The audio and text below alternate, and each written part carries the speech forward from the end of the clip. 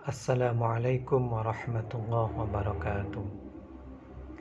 Alhamdulillah wassalatu wassalamu ala rasulillah wa ba'du. Sahabat muslim, saudara-saudaraku yang dimuliakan oleh Allah, ada sebuah cerita ini saya dapat langsung dari sang pelaku. Ada seorang ketua Dewan Masjid Indonesia di salah satu kecamatan di Kabupaten Gresik, Jawa Timur. Suatu ketika sang ketua kita ini jalan-jalan sore di pantai, di pesisir. Di tengah-tengah jalan itu sambil nyantai, dia mendapati pohon yang cukup rimbun. Lalu sang ketua kita ini ingin menuju ke pohon itu, mungkin ingin berteduh. Begitu dekat dengan pohon itu, betapa terkejutnya dia. Ternyata di bawah pohon yang rimbun itu ada sepasang putra dan putri remaja yang kelihatannya ingin melakukan adegan yang berlebihan.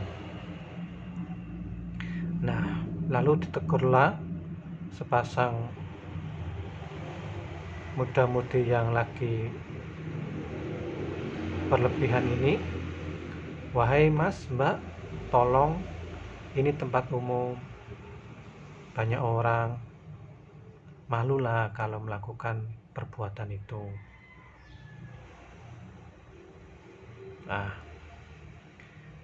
Ditegur seperti itu, kemudian yang laki-laki merasa malu karena ketahuan orang ingin melakukan sesuatu kemudian ketahuan.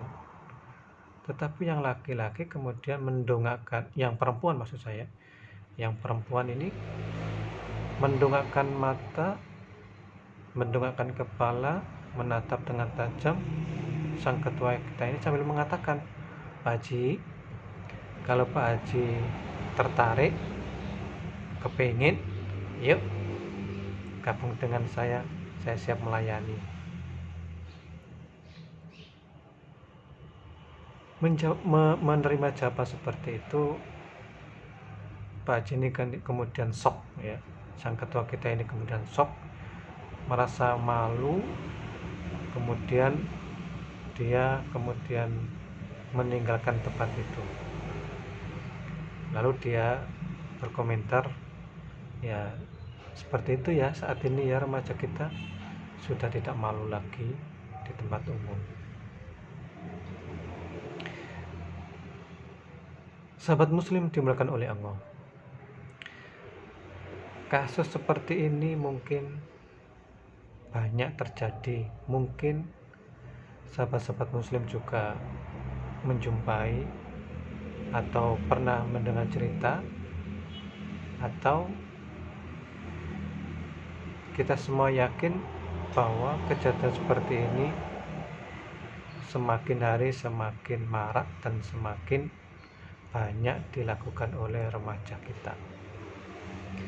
Artinya bahwa perbuatan zina, perbuatan yang pornografi itu semakin banyak dilakukan oleh masyarakat kita, terutama muda-mudi kita, dan itu sangat mungkin dilakukan di tempat-tempat umum. Betapa banyak kita jumpai orang-orang yang mereka mengatakan pacaran, lalu melakukan adegan-adegan yang berlebihan, padahal itu di tempat umum, di taman atau di tempat rekreasi, tempat wisata, di pantai. Mereka mungkin mandi berduaan, kemudian melakukan sesuatu yang berlebih-lebihan. Atau kalau tidak di tempat umum, boleh jadi perbuatan itu dilakukan di kamar yang sepi, di tempat yang sangat sepi, yang jauh dari keramaian, tapi kemudian direkam dan diupload di media sosial. Ini sama saja dilakukan di tempat umum, karena pada akhirnya kemudian seluruh masyarakat, bahkan sedunia, bisa menyaksikan adegan yang tidak benar itu.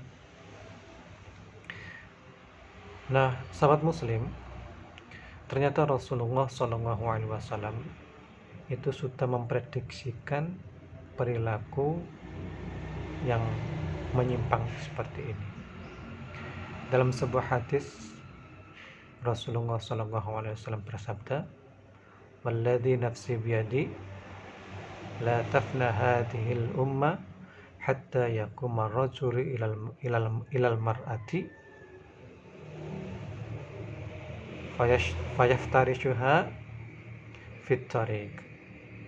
Akan datang, ya, tidak akan datang kiamat sampai kalian menjumpai masa di mana seorang laki-laki bertemu dengan seorang perempuan, lalu kemudian fayaftarishuha fit tariq, kemudian melakukan adegan tidak senonoh di tempat umum, di jalan. Fayakunu khiyaruhum yaumaidin yaqul, kemudian orang-orang yang tidak melakukan perbuatan itu, orang-orang yang baik yang menjumpai mereka mengatakan, law waraitaha wara'aha dzal haid, Mas, Mbak, tolong menyingkir sana, jangan di tempat umum ini, malu, sana loh, minggir di balik dinding sana, di tempat tersembunyi sana. Ya itu. Jadi itu hadirin, ini hadis benar-benar memberitahukan kepada kita semua bahwa akhir dari kehidupan dunia ini, kemudian datang kiamat, itu ditandai dengan terjadinya atau maraknya perzinahan, maraknya penyimpangan seks yang dilakukan muda-mudi di tempat umum atau di tempat yang bisa dikonsumsi oleh publik, bisa di tempat umum atau di media sosial. Ini semua hadirin merupakan prediksi dari Rasulullah SAW. Dan saat ini rupanya prediksi Nabi itu sudah semakin terang dan semakin kita jumpai di mana-mana. Sahabat muslim, memang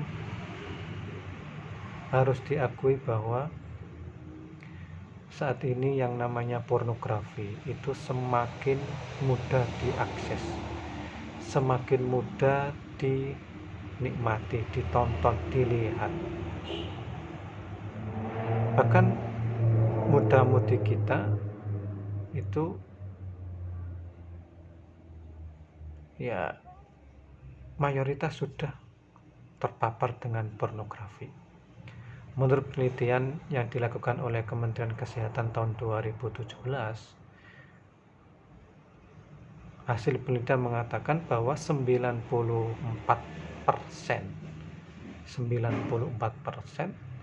siswa mulai SD sampai SMA, SMK itu sudah terpapar pornografi, baik itu melalui media massa, media sosial, buku, kartun, dan lain sebagainya, novel, dan lain sebagainya.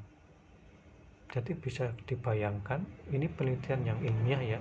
Jadi kalau ada 100 siswa, maka 94 itu sudah pernah terpapar, sudah pernah menonton, sudah pernah melihat pornografi.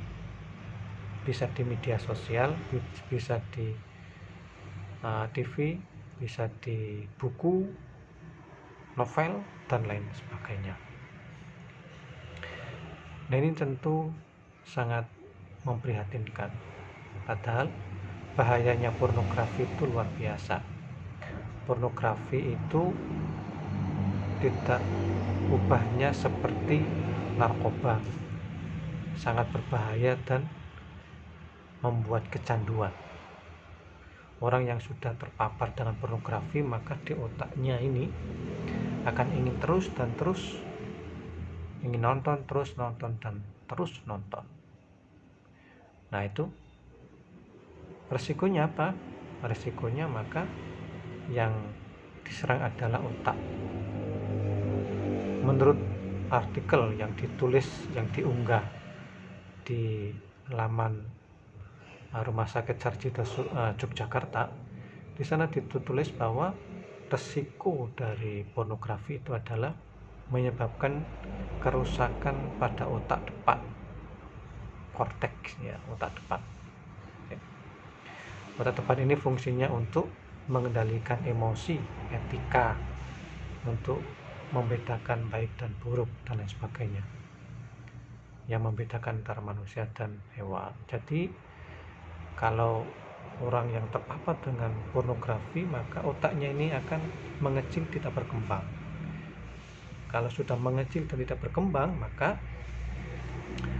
yang terjadi adalah orang itu tidak bisa mengendalikan emosi, tidak bisa membedakan baik dan buruk, emosional, temperamental, ya, liar, dan susah sekali untuk dinasihati.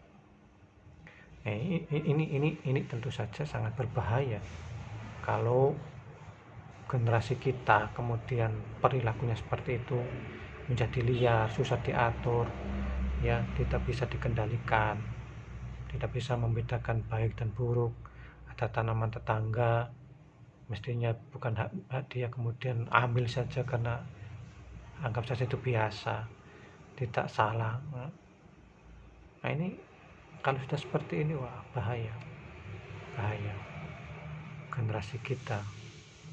Padahal generasi kita adalah pengganti dari generasi tua. Kalau generasi tua sudah tidak ada, siapa lagi penggantinya kalau bukan generasi muda? Nah, kalau generasi mudanya seperti itu, maka bagaimana masa depan bangsa kita, bagaimana masa depan agama kita ke depan? Nah, oleh karena itu, hadirin, dalam kesempatan ini saya mengajak, mari kita bentengi diri kita, mari kita kontrol sebagai orang tua, ya, kontrol anak-anak kita, bagaimana berperilaku, bagaimana dengan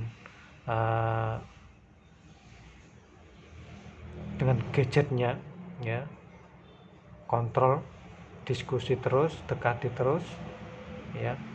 Kita ingatkan bahwa gadget itu bermanfaat, tapi juga banyak madharatnya.